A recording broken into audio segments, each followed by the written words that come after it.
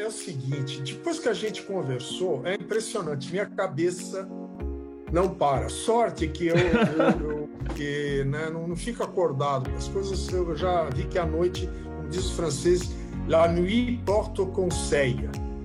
Né? Então você faz uma compactação, né, no teu banco de dados e aí acaba extraindo algumas coisas. Aliás, só uma coisa, o Sávio mandou um grande abraço. Ah, tá, ótimo.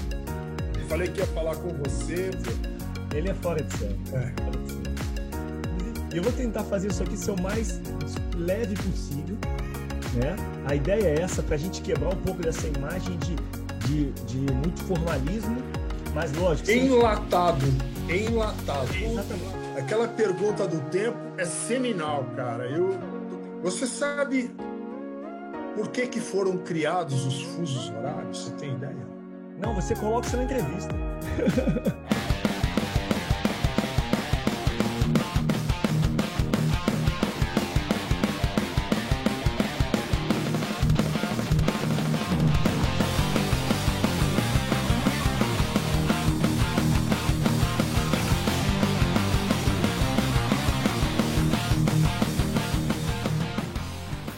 Luciano, tudo bem? É um prazer muito grande estar aqui com você. Eu te agradeço a oportunidade, mas antes de falar de qualquer coisa, eu queria que você se apresentasse e falasse quem é você e quem é a Consub. Bom, antes de mais nada, obrigado. E vou logo falando quem sou eu, né? Eu sou uma pessoa que, pelos desafios profissionais, sempre teve que fazer face à inovação. Eu sou engenheiro aeronáutico e a área aeroespacial não sobrevive sem inovação. Você tem acompanhado o que tem acontecido ultimamente no mercado devido a alguns acidentes e mesmo a inovação ela tem que ser feita com muita responsabilidade. Você não pode substituir as leis da natureza, as leis da física pela inovação. Então, esse equilíbrio é algo que influenciou muito a carreira. Sem, no entanto, lançar mão de tecnologia e inovação. As duas andam juntas. Então, eu tive que estudar bastante no começo, mas também eu tive a grande sorte e privilégio de ser exposto a várias áreas. Não só as áreas de projeto, como também as horas da verdade, como é o chão de fábrica ou o atendimento pós-venda. Então, essa formação de você entender os diversos lados do mercado, dos seus clientes, é importante, porque inovação não se faz só em produto, ela se faz em escolha de mercados, em escolhas de processo de trabalho, como também na forma como o cliente percebe. Eu sempre tive uma companheira de viagem que se chamava Tecnologia de Informação e todas as suas disciplinas associadas. Terminando hoje, que eu digo que eu trabalho com sistemas de sistemas. São sistemas que conjugam todas as outras disciplinas, sejam elas físicas, sejam elas digitais. Sem falar, é claro, incorporando o fator humano, porque não existe, né, tecnologia que não incorpore o espírito artesanal de quem está criando ou desenvolvendo esta solução. Então, a Consub hoje trabalha com isso, sistemas de sistemas. Explica melhor. E o que é isso? Bom, então, a Consub é uma empresa de mais de 20 anos que já trabalha há 20 anos no futuro da tecnologia nesta área naval, porque o futuro da área de defesa é o software, são os sistemas. E por que não foi antes? Porque havia uma limitação no preço e na capacidade do poder computacional. Esse é um grande lei de Moore, tudo isso são grandes elementos que derrubaram barreiras que impediam o progresso dos sistemas. Então, a Consub é uma empresa de sistemas, ela faz os sistemas de controle tático e armas, o CICONTA, que é o Combat Management System, para alguns equipamentos muito importantes da Marinha do Brasil. E ela foi justamente criada para fazer a primeira modernização, mod-frag, das fragatas classe Niterói, que haviam sido compradas da Inglaterra. Então, resolveu-se criar uma competência, uma autonomia nacional, porque esse é o cérebro para cumprir a missão da fragata, que é um sistema de combate. Ele é um sistema de consciência situacional e envolve sensores. Pensa no corpo humano, sua consciência. Saber onde você está, você tem que ter sensores, radares, sonares, câmaras, satélite que manda informação. Joga tudo isso por um excelente sistema de comunicação, que não pode falhar. Aliás, o sistema não pode falhar. Não pode dar reboot no sistema, né? Lá em Marte deram reboot na sonda, né? Mas no sistema de combate, o míssil está vindo, você vai dar reboot? Não pode. Então, uma característica importante dos sistemas críticos, não é passível de falha.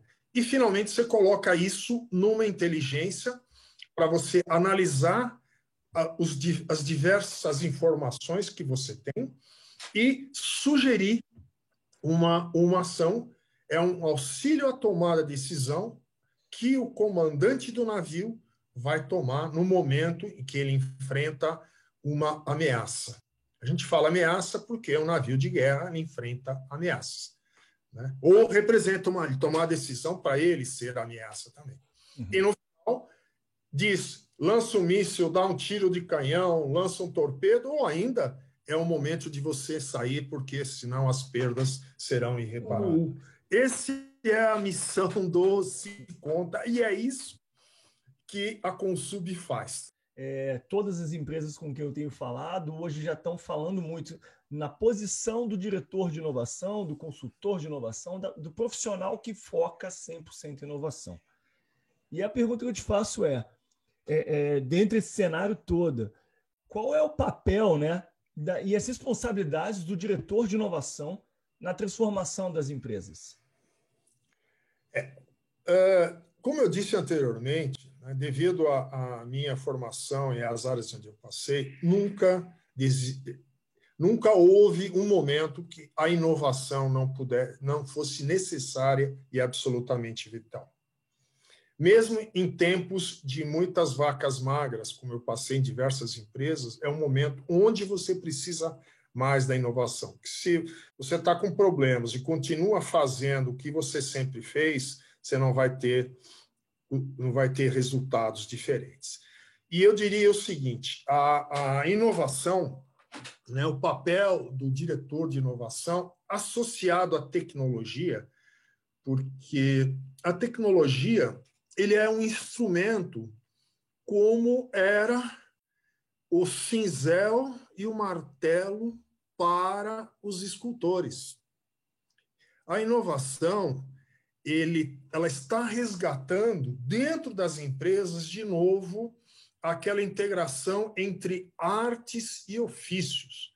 O próprio Bill Gates, ele diz que, falando isso na parte de software, né? Cada vez que um profissional de tecnologia está desenvolvendo um sistema, ele está embutindo alguma coisa dele mesmo lá dentro. Dentro desse cenário, qual a importância desse novo papel do profissional, do diretor, no seu caso, o diretor de inovação para uma empresa? Hoje em dia, antigamente, o principal diretor de inovação, aliás, principal driver da inovação era o engenheiro-chefe, era a engenharia. E havia ilhas entre engenharia e a produção. Com esses desafios, e principalmente com as pressões do tempo, né, não dá mais para você desenvolver coisas sequencialmente. Então, foram criar, e com a chegada da tecnologia, dos sistemas de projeto assistido por computador, manufatura assistida por computador, você conseguiu aproximar essas áreas com engenharia integrada.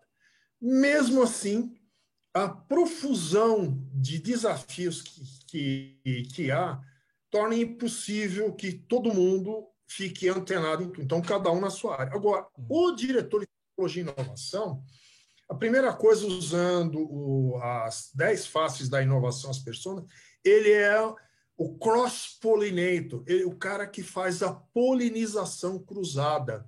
Ele promove a colaboração e ele ilumina determinadas tecnologias, determinadas metodologias, determinados mercados, que não inclui apenas engenharia e produção, mas inclui a área de venda, o pós-venda, ou até o financeiro e compra, para que eles atentem sobre determinados aspectos. Então, ele ilumina. Ele é o colaborador, tá? E ele é o cross-pollinator, ele efetua a polinização cruzada. Como também, para atrair, ele tem que ser um excelente contador de histórias, porque muitas vezes as pessoas não são convencidas por fatos e dados, mas sim por uma excitação à imaginação. E a inovação sem imaginação não existe, pelo menos no meu entender. Porque eu gosto muito do quadrante mágico do Gartner Group. É muito legal ter ideias, the completeness of idea, mas a habilidade de executar faz uma grande diferença. A gente conversou ontem, no nosso bate-papo prévio, sobre uma frase que eu gostei, que você falou da criatividade, da inovação, como elixir da vida. Como é que você fomenta isso para que, dentro do teu ambiente, da tua empresa, a criatividade seja realmente esse elixir da longa vida? O elixir da longa vida foi devido à observação que você não vê artistas, com raras exceções, morrer precocemente, a não ser que o cara seja doente ou teve alguma... Mas, normalmente, ele morre trabalhando e com a mente extremamente lúcida, né? Você via as entrevistas do Saramago, era impressionante a lucidez daquela pessoa que ganhou o único prêmio Nobel da língua portuguesa, né? Por que nós não ganhamos prêmio Nobel? Essa é a pergunta, né? Fica a pergunta para todo mundo.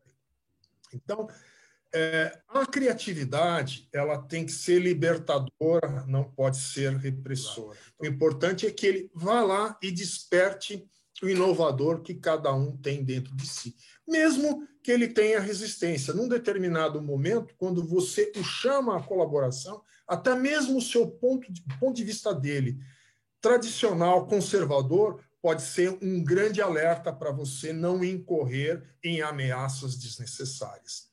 A inovação e a criatividade, ela não desprezam nada de conhecimento, né?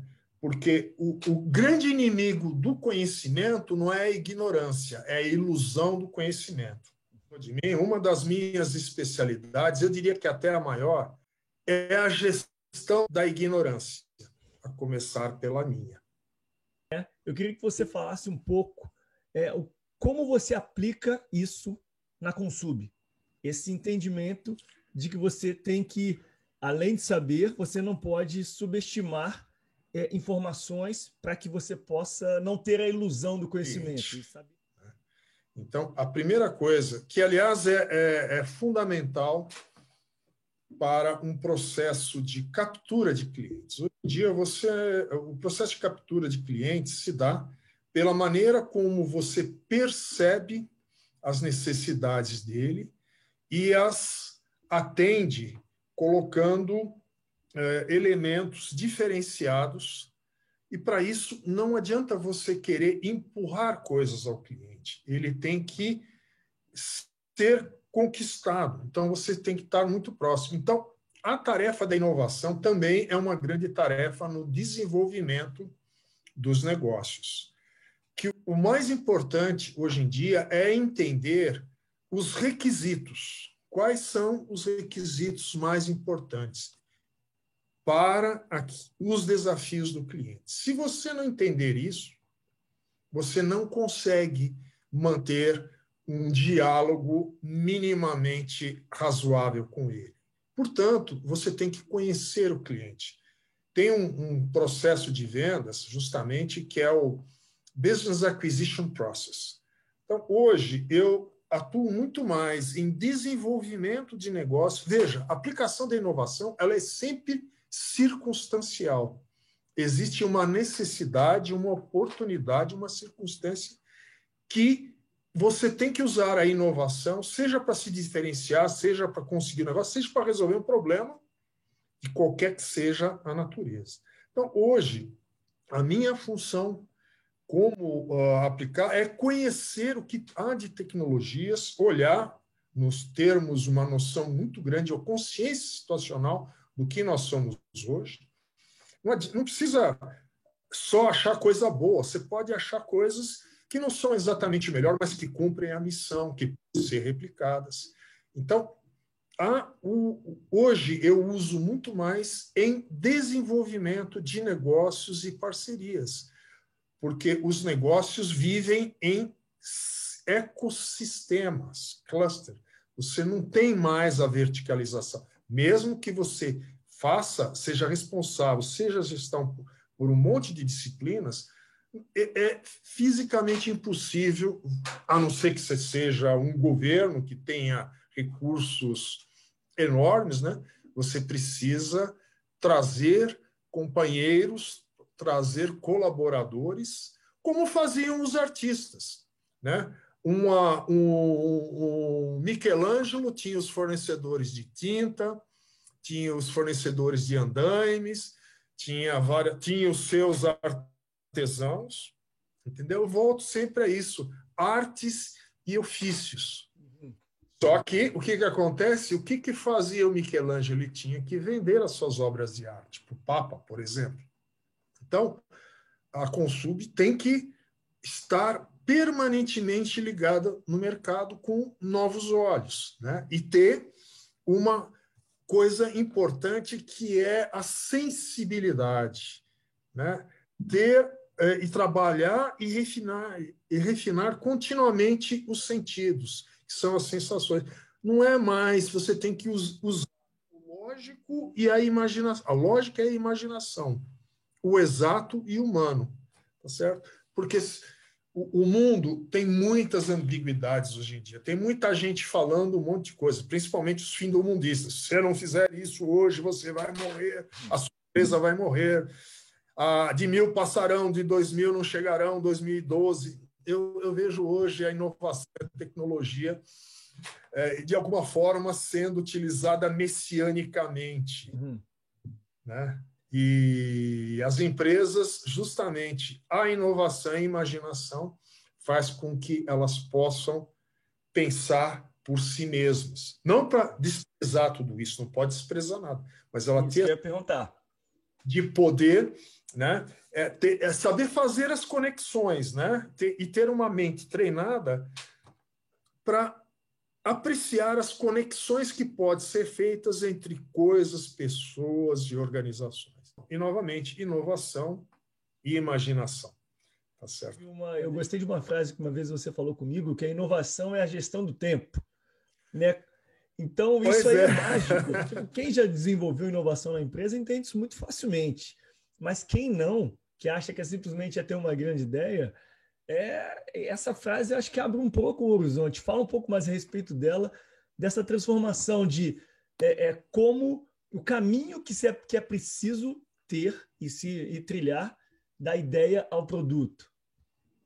Veja, o tempo, antes de mais nada, eu quero dizer que o tempo, existe o tempo físico, né? Sem falar de relatividade, e existe o tempo psicológico e mental. Cada um tem o seu tempo, que é a função da sua situação, da sua ansiedade. Agora, coloque-se no empreendimento, no negócio. A imaginação é possível, você pode simular, você não tem... Inclusive, você pode morrer lá sem morrer.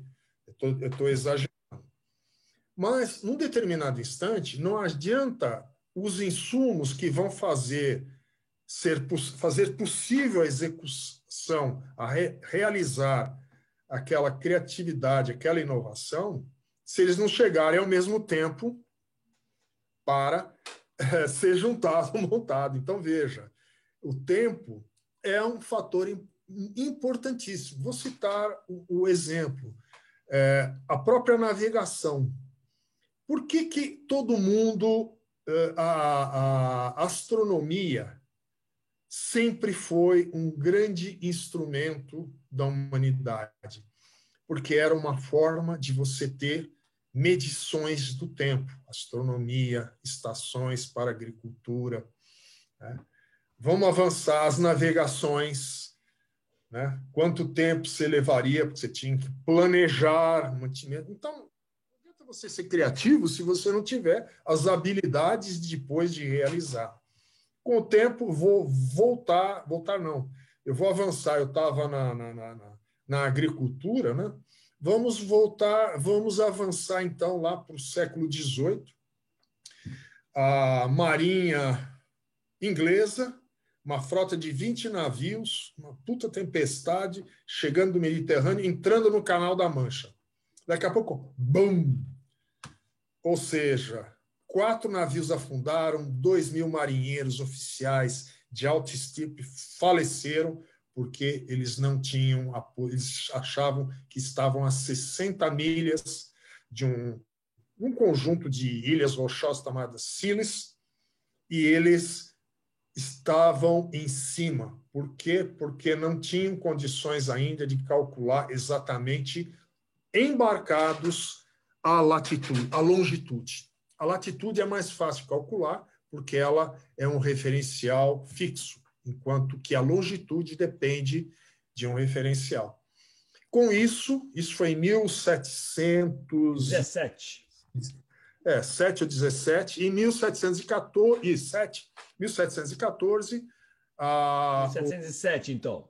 A rainha lança o concurso da longitude, um prêmio que dava, não me lembro, uma cifra que hoje seria equivalente a uns 3 ou 4 milhões de dólares para quem conseguisse criar um instrumento que fosse possível determinar a latitude com a precisão. Não poderia ter variação de mais do que 3 segundos por dia, porque uma viagem da Inglaterra até as colônias do Caribe e da América levava 6 semanas. Isso equivalia a 4 graus de longitude. Então, essa era a precisão. Então, um cara, um autodidata, marceneiro, relojoeiro, resolveu enfrentar isso. Levou 30 anos, mas ganhou o prêmio.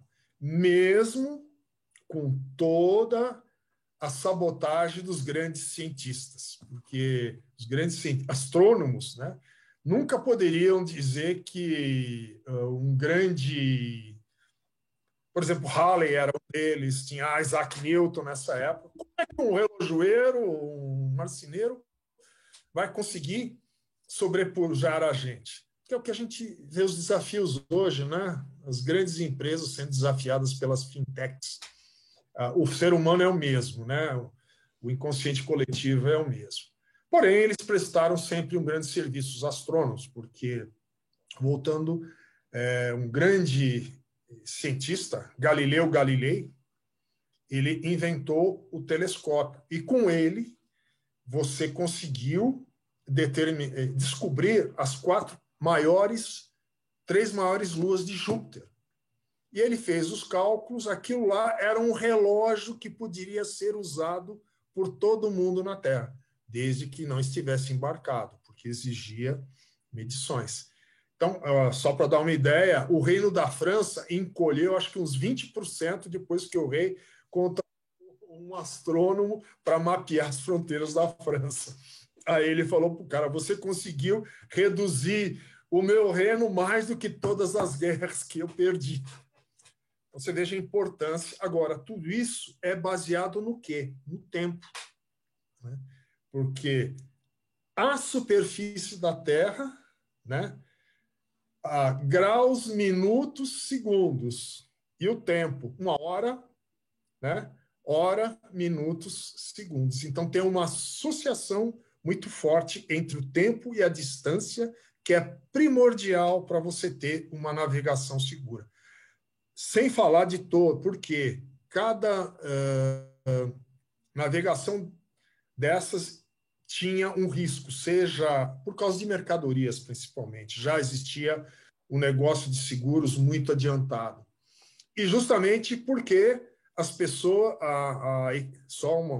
a Inglaterra aumentou muito seu comércio marítimo que ela conseguiu navegar com mais segurança e ser mais eficaz no transporte de mercadoria devido a esse cronômetro do John Harrison, que era imune aos balanços do navio e às variações de temperatura. Ou seja, para aquela época foi uma revolução. feito.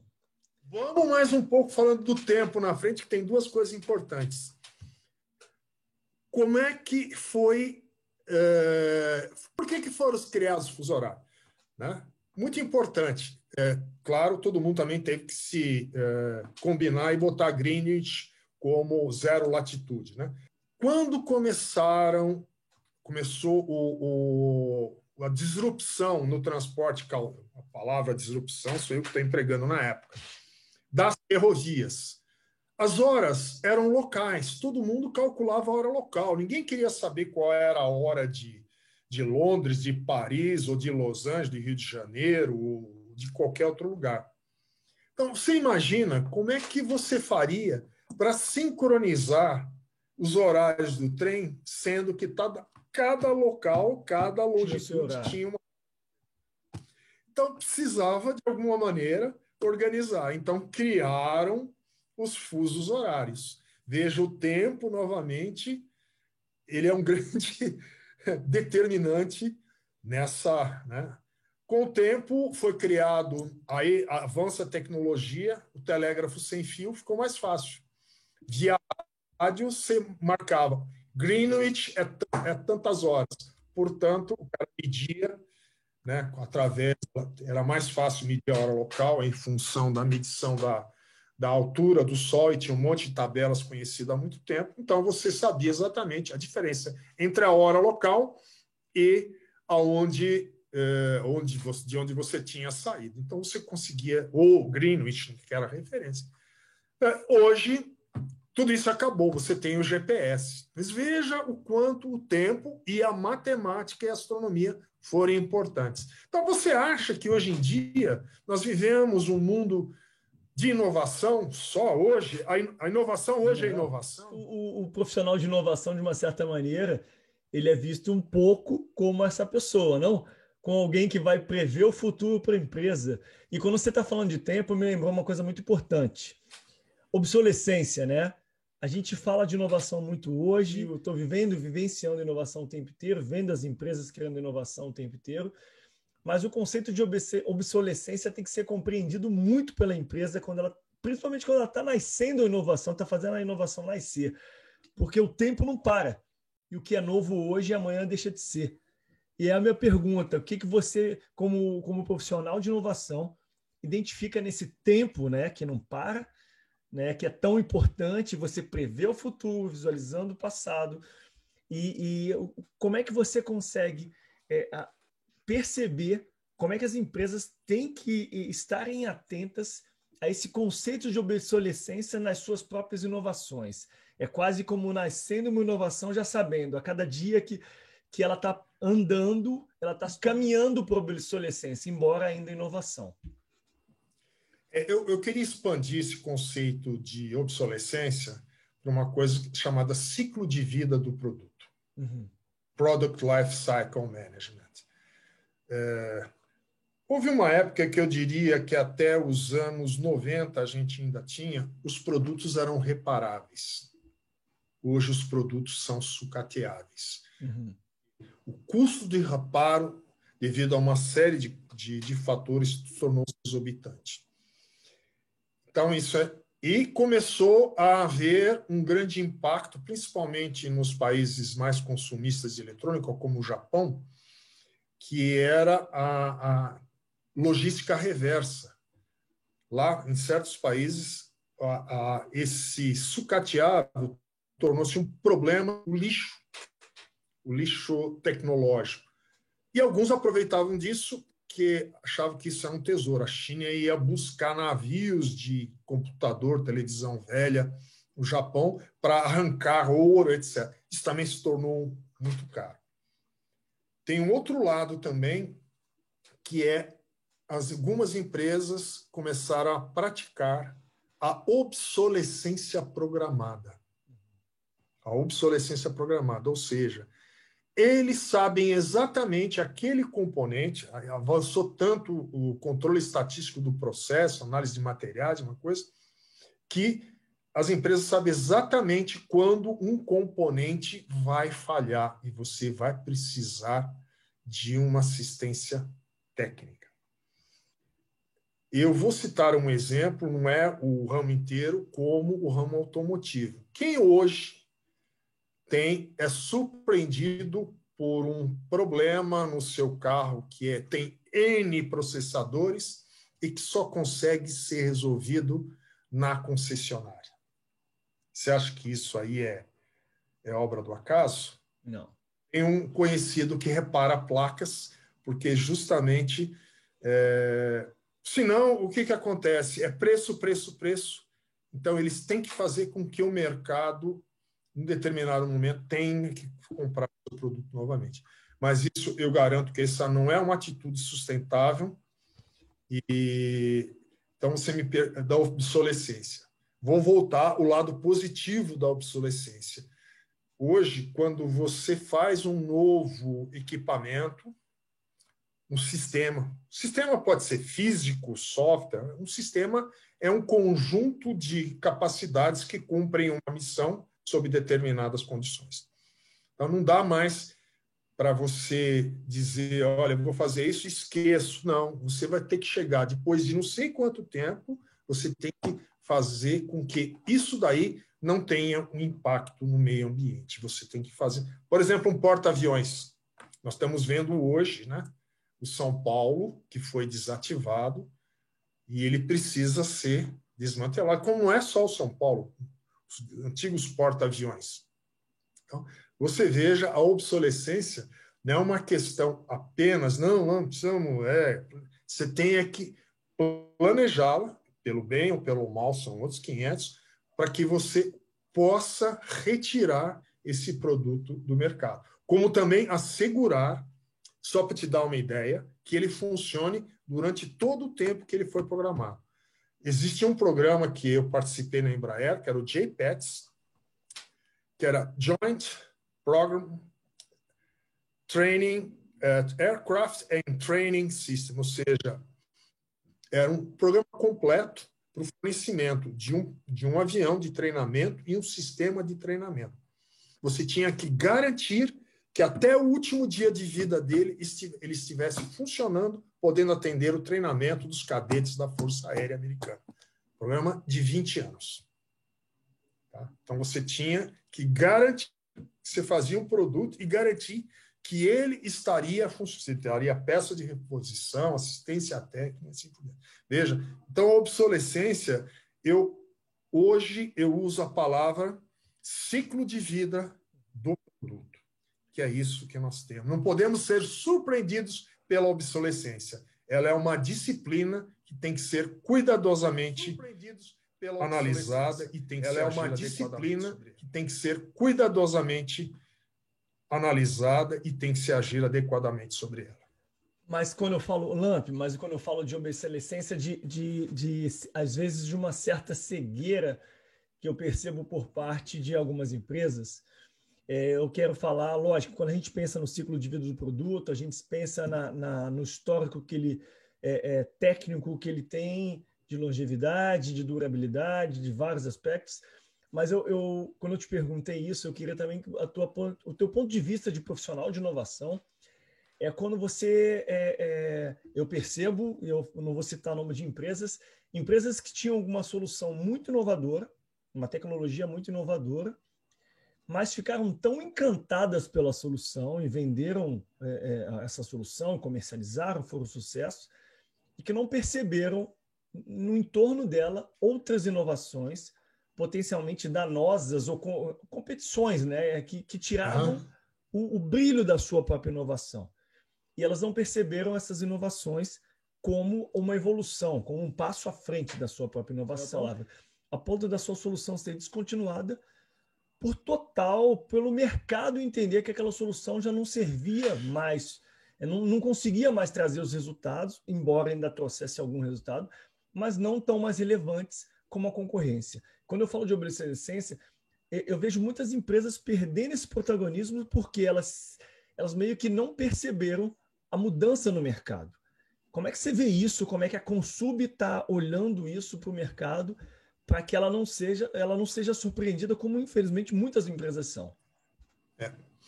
Bom, eu vou citar uma empresa, né, como, por exemplo, a BlackBerry, a RIM, né, a Nokia, duas empresas líderes de mercado, ambas tiveram produtos extremamente inovadores e não conseguiram se manter vivas na concorrência da inovação.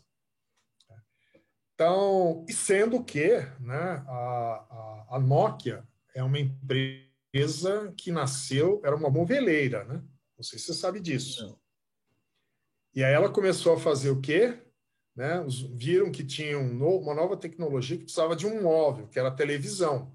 Então foram fazer móveis para televisão, começaram a fazer televisão.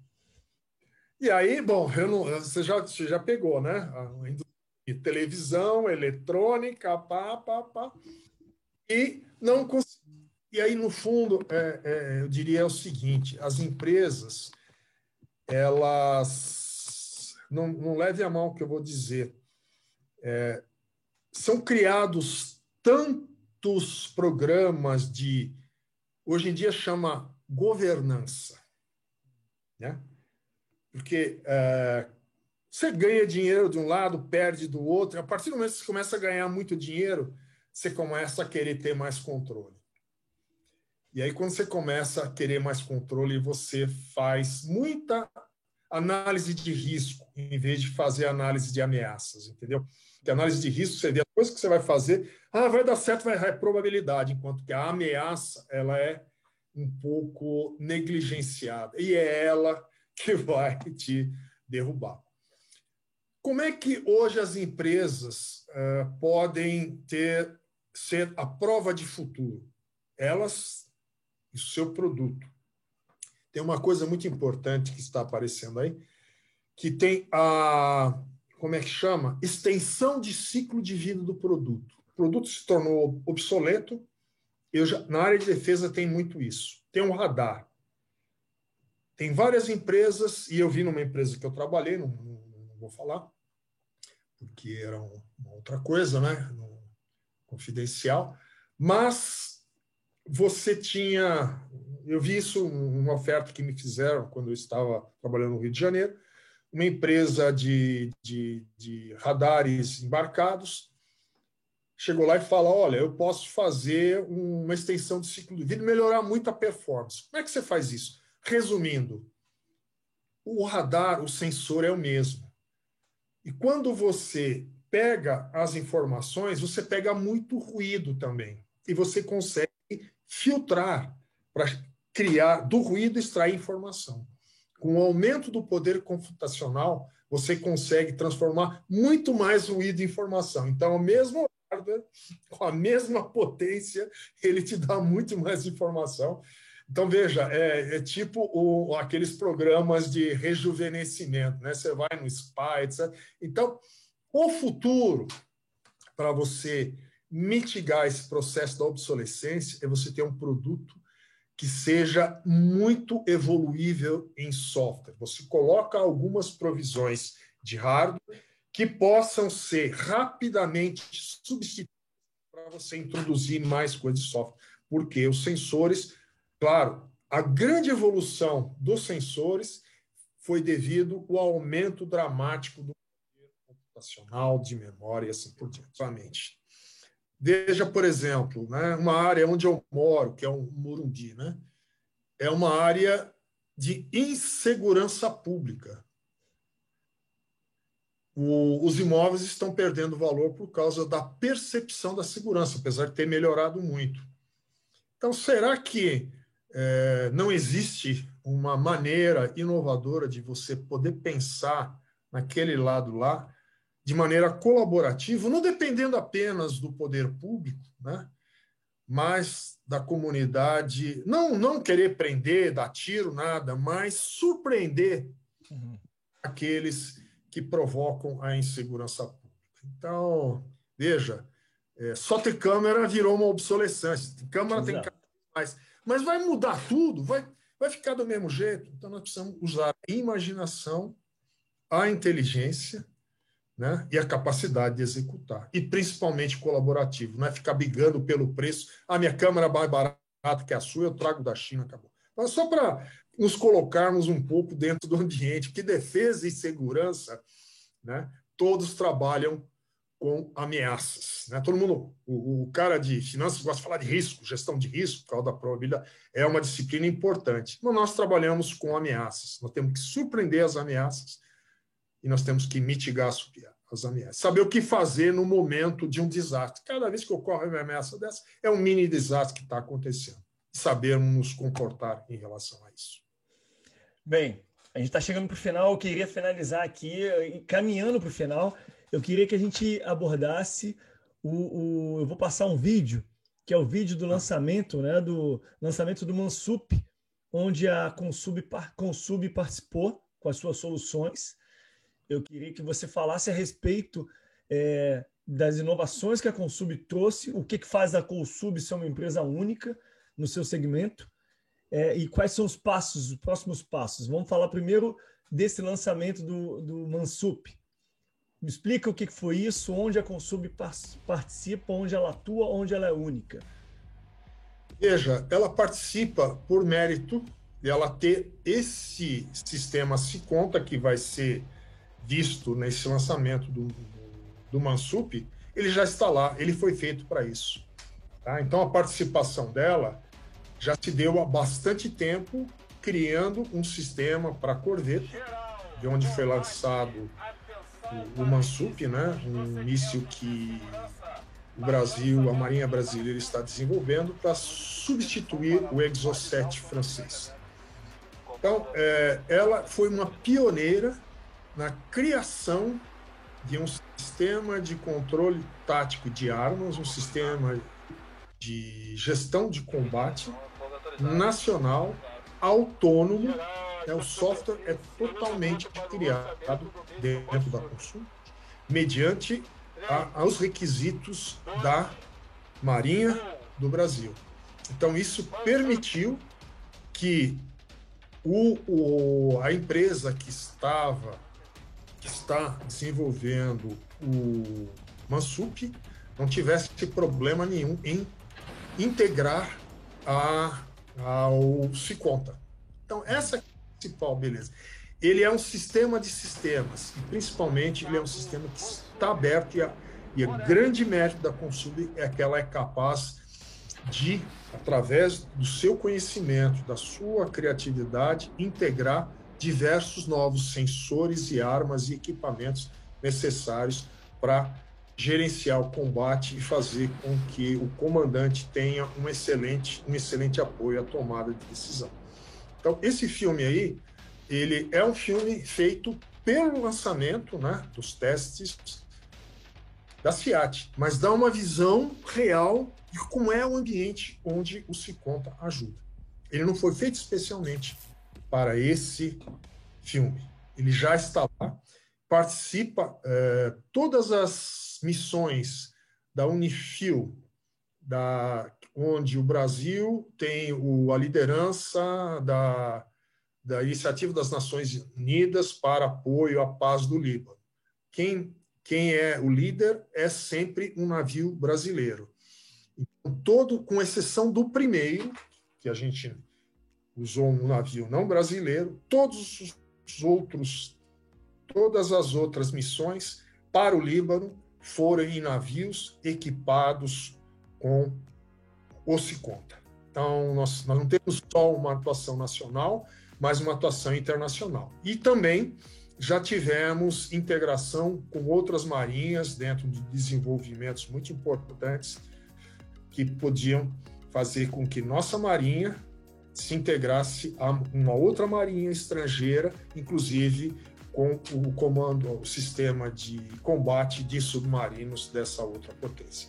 Então, eu diria que a realização, é claro, nós estamos agora fazendo a modernização desse SeaConta, que é o projeto Fênix, já vem sendo já anunciado há bastante tempo pela própria Marinha do Brasil. Aliás, ontem, meus parabéns à Esquadra Brasileira, ontem nós tivemos o aniversário da Esquadra Brasileira, e que nos orgulha muito, né? E nós temos vários projetos pela frente, como tem a a nova fragata leve, classe Tamandaré, e tem também a modernização dos equipamentos das fragatas classe Niterói, tem a corveta Barroso para ser modernizada, que isso é obsolescência, existe isso.